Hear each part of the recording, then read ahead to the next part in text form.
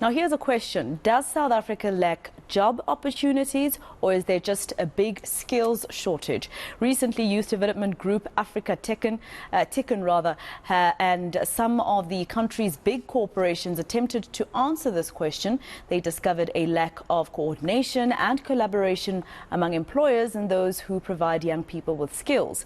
This results in a widening gap between the skills demanded by the industry and those provided to young people. Companies in tech, finance and other growing sectors are struggling to fill vacancies with skilled individuals. Let's discuss more about this. I'm joined by Onyi Nwaneri, Deputy CEO of the company. Thank you so much, Onyi, for your time here on eNCA. Just first of all, so I've answered the question that I asked before, that it's a little bit of both. So is that what we're suffering from in South Africa? And this could be something that deals with especially our youth unemployment.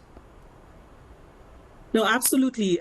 We recently held a Microsoft-hosted roundtable where we had large corporates representative from the human capital sector, and the consensus around the table is that we do have jobs.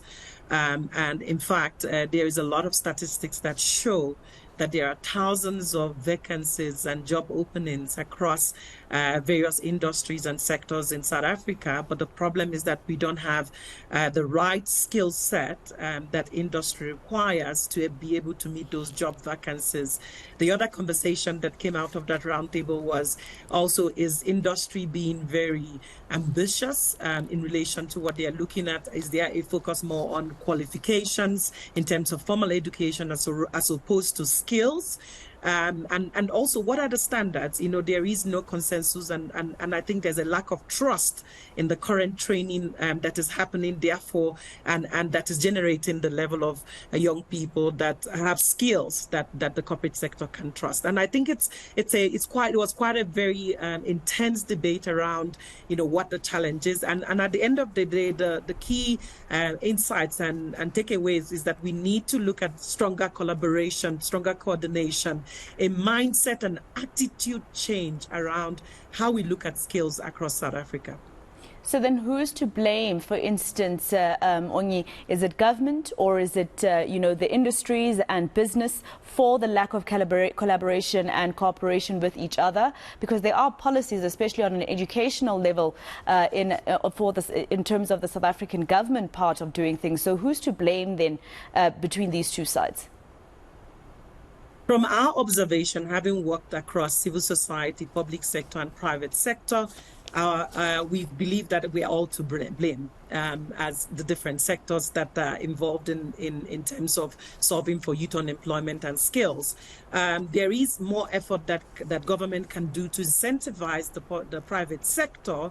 For example, if you look at the BE scorecard category, you know, the categories that are not B, C, D, that are E, F, and G, could look at a lot more intentional focus on incentivizing the private sector to train for skills that they need. If you look at those, it's more focusing on leaderships, internships, which is fantastic.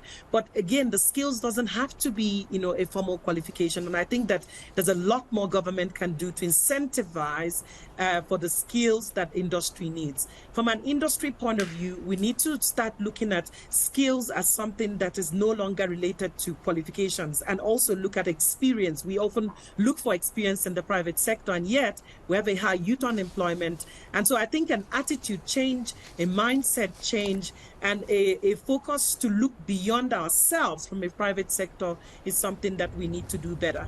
From a civil society perspective, we're required to train for a market. We're not required to train in general. And if we want our young people to access the jobs, the thousands of jobs currently in the country, thousands of jobs being outsourced outside of the country, then civil society needs to start thinking seriously. What are the standards that we can agree and co-create with all the sectors that creates trust? All right, so it's not that there are young people in South Africa that don't have the skills. It's about harnessing those skills, doing the training, and then communicating well enough to find out where you can actually take, youth to employ them into certain companies or even departments and jobs. Well, I think it's not just that I think it's more than that. Yeah. From a skills perspective, we don't have the right level of skills that the sector requires, especially the fast-growing sectors that are hiring.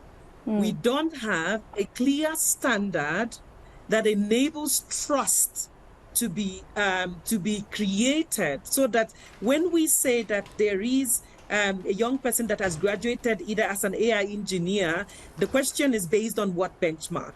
Is it a benchmark that was created by X company, Z company, or by the public sector? And we don't have a clear standard or framework, a competency framework that everybody agrees, that says if someone has completed or meets this competency framework, then we as corporate South Africa or general employers can hire them. So there's a mismatch of skills.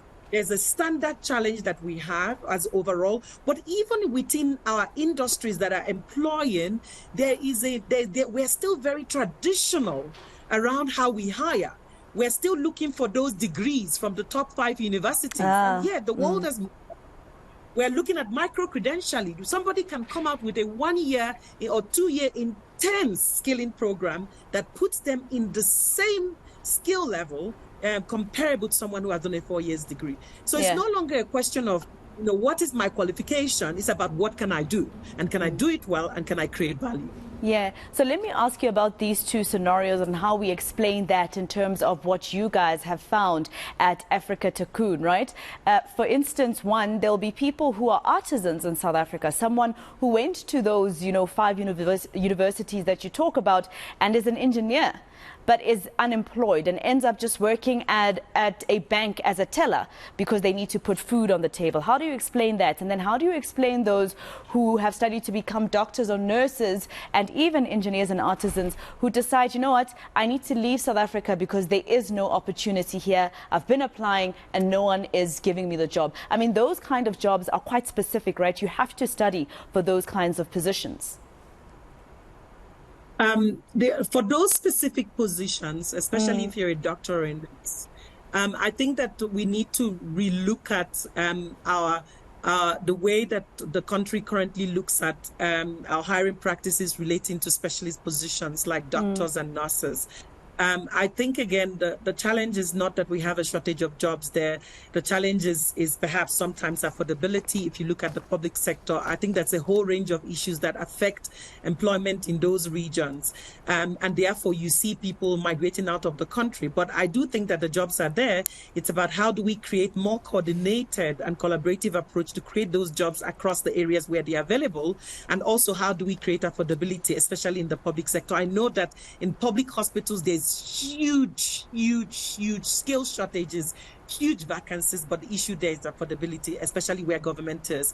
In terms of artisans, in those specialist environments, the challenge here is that as an artisan, what you learned in school many times is not what business requires. It's still a mismatch that we're finding there. And then another area that is a challenge is that many TVET colleges are not producing candidates that have experience. That's why the concept of apprenticeship is critical. Yeah. The concept of apprenticeship is that you cannot go into a place because it's a dangerous career if not effectively, if you don't know what you're doing. And so companies are requiring people who have a level of experience or who have a level of understanding of what is being required. You see people who have graduated with a trade test, but put them on a basic company to do basic things that a company requires them to do, they cannot. And so I think there are a number of things that we're looking at in this instance. All right. Thank you so much for your time here on eNCA. That was Onyi Nwaneri, the Deputy CEO of Afrika Tikkun.